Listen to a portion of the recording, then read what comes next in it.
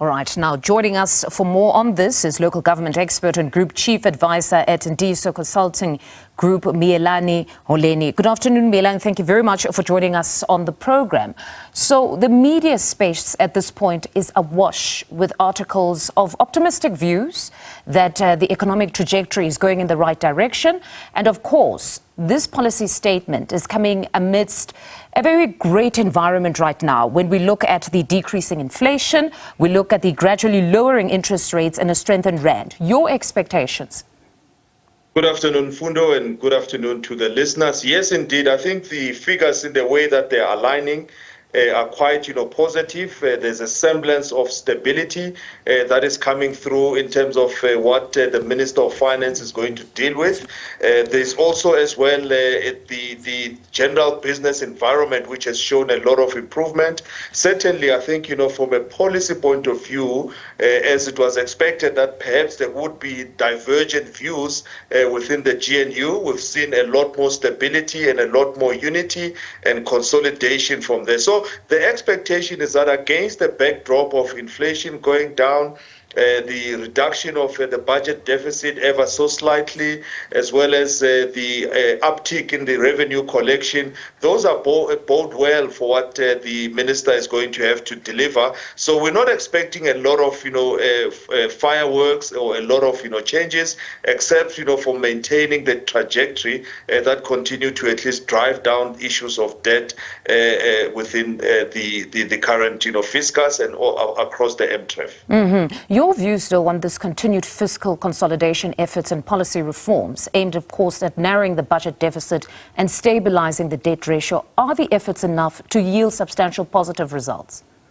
Well, I think at this stage, the efforts that are going into driving, the initiatives, of course, we talk about structural reforms, that, are sometimes being put back or at least, being implemented when there are bigger issues on the international stage, such as what we have seen when there was a grey listing that, was coming forward. As well as, on the other side, we're seeing that perhaps the debt to GDP ratio was estimated to have possibly run away to about 90%. Mm-hmm. So it means that, the efforts that are being put in place were able to at least contain the debt to GDP ratio at about 73%.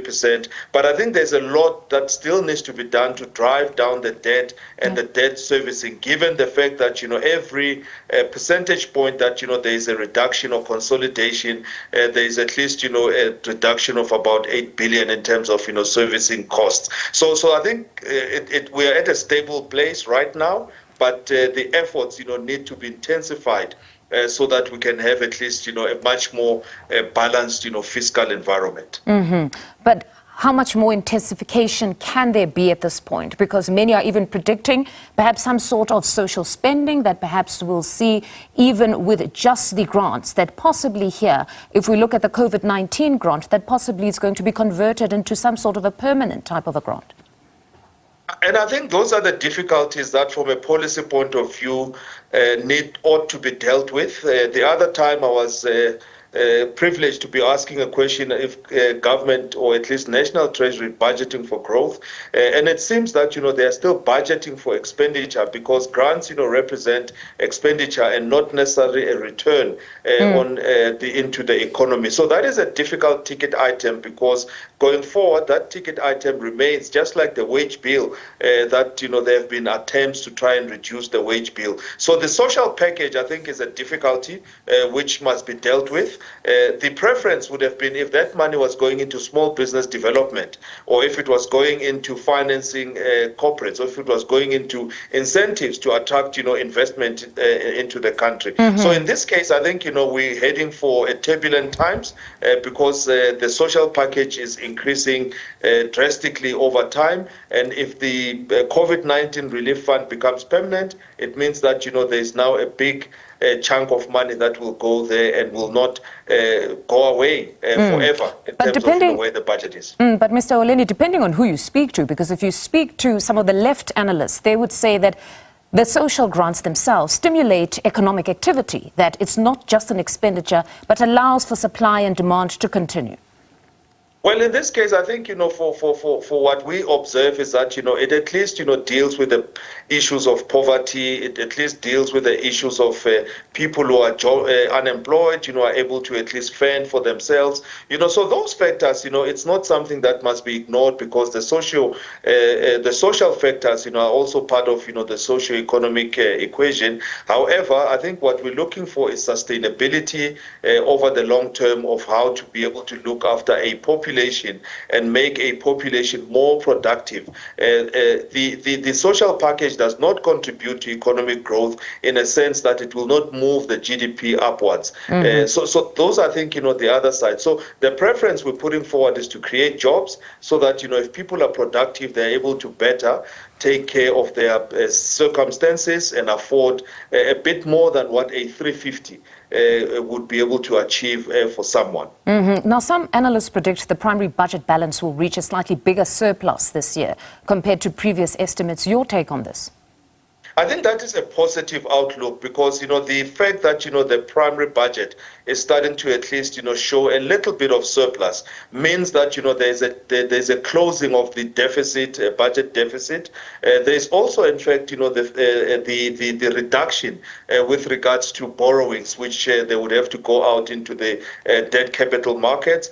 So that bodes well, because there's no new debt possibly that, government is going to enter into, and that, keeps at least, the debt, the servicing of debt at least, a lower and more affordable, and gradually, hopefully, as they pay off some of those facilities that, had been taken up, it means that, the servicing cost decreases. And the more the servicing cost decreases, it goes into actual service delivery, which I think will be quite, positive. So the primary budget is a positive, outlook as well, which is quite welcome. Might sound a bit optimistic here, but can these improvements in the fiscal position prompt rating agencies to adjust their outlook on South Africa from stable to positive in the not so far future, perhaps 6 to 12 months' time? I think it's not unrealistic, and I think the measure is that the ratings agencies were looking at about debt to GDP ratio going to about 90%. It's now sitting at 73%. And you can at least, appreciate the delta that, whatever they predicted in their models has not materialized. So it means the factors are panning out a lot more positive than what they had predicted. So I think they would be looking quite, seriously. What also helps as well is the political stability, which is also a factor within their modeling.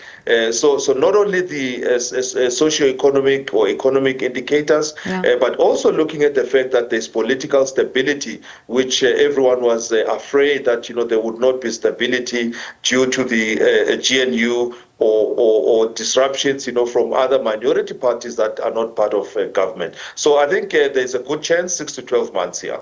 All right. Thank you very much, Miyelani, for that. That's local government expert and Group Chief Advisor at Ntiyiso Consulting Group, Miyelani Holeni, speaking to us.